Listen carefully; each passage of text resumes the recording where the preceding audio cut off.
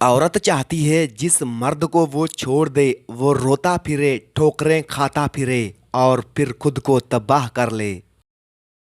बुरी औरत की पहचान।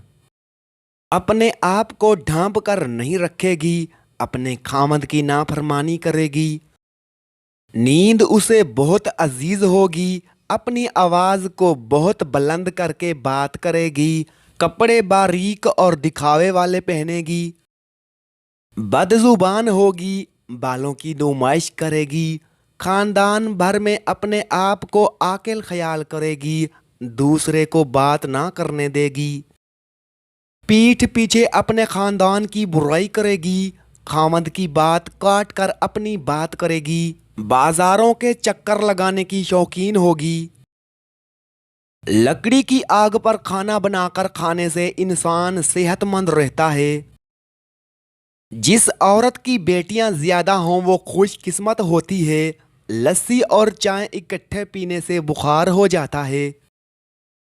नहार मुंह सलाद का इस्तेमाल करने से उम्र में इजाफे का सबब बनता है। रोजाना एक दो पालक के पत्ते चबा लिया करो, तुम्हारे चेहरे पर झुर्रियां नहीं आएंगी।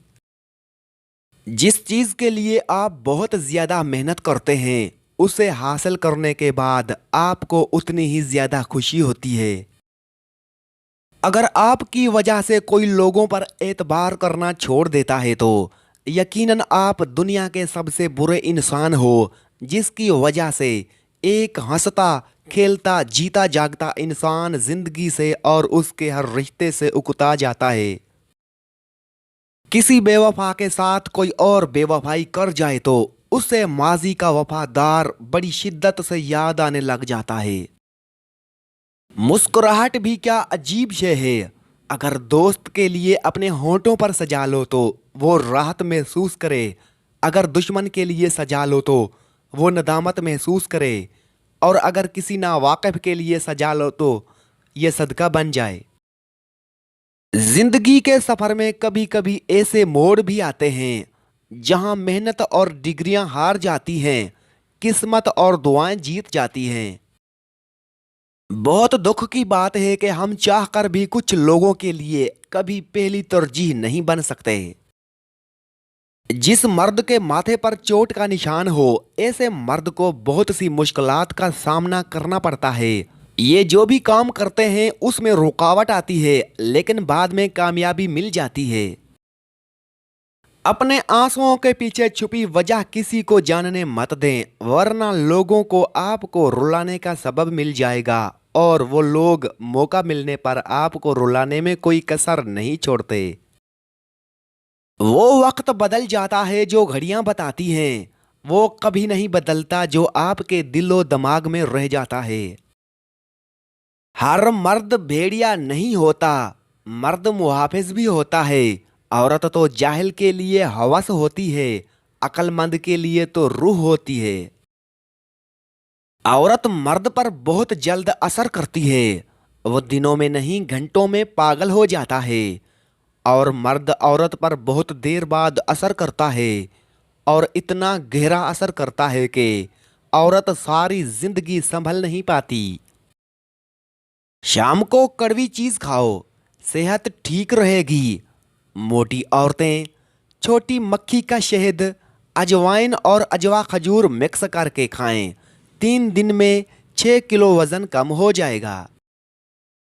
बुरे कामों की सजा जरूर मिलती है लेकिन सजा का अंदाज मुख्तलिफ हो सकता है।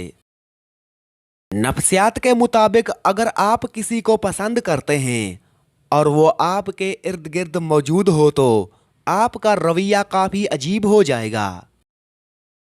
किसी को अजियत देने के बाद उसके सब्र और खामोशी से डरो। आप अपनी जिंदगी से भले खुश ना हो पर कुछ लोग ऐसे भी हैं जो आप जैसी जिंदगी गुजारने के लिए तरसते हैं। बुजुर्गों से बदतमीजी की सजा बदतमीज बच्चों की सूरत में मिलती है। अगर आप उदास हैं तो खुद को किसी काम में मसरूफ कर लें, आप पहले से बेहतर महसूस करेंगे।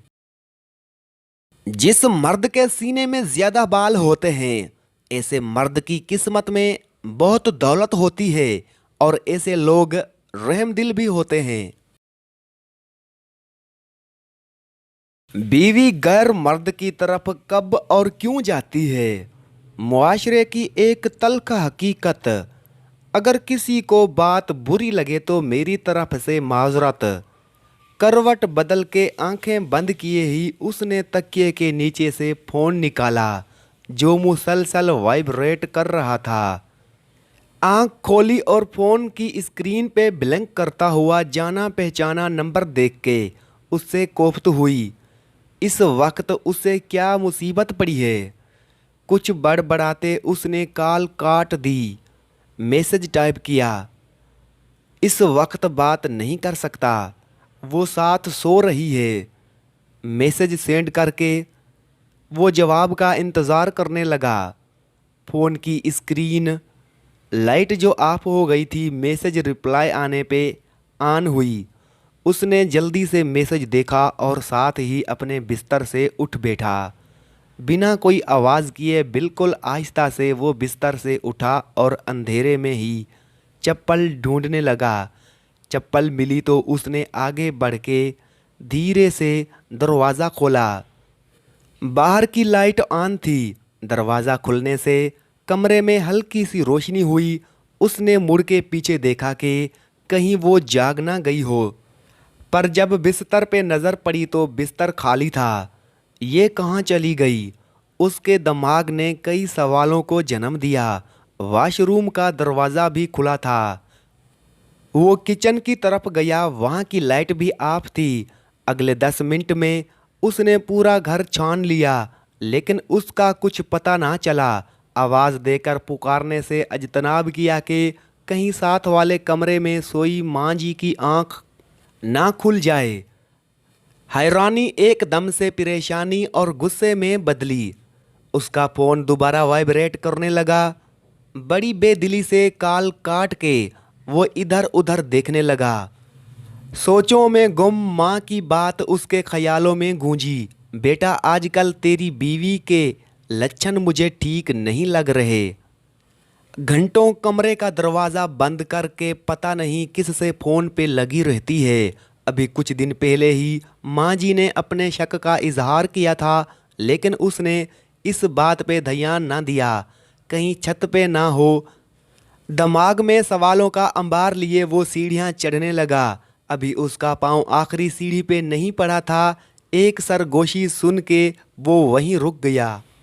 मैं उसकी बीवी तो बन गई लेकिन उसे मुझ में दिलचस्पी नाम की नहीं है।